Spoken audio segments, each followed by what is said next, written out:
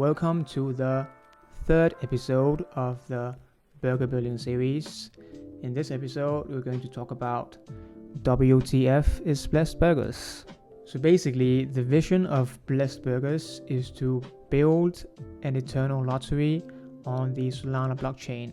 Basically, we're going to have lottery rounds that last until the end of time. We think that we have a very distinct advantage compared to the lotteries that we know today, because one, we can leverage the blockchain transparency aspect, because the random winning number can be drawn on chain and you can check that it is verifiably random.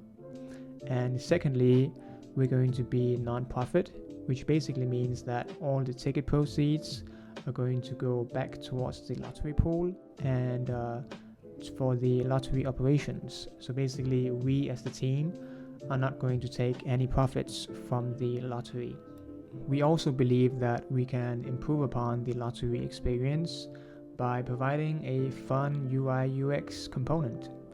So basically, each ticket in our lottery is going to be represented as, you guessed it, burgers. So if you've ever dreamt of a burger paradise, here you go, you can see it right in front of you.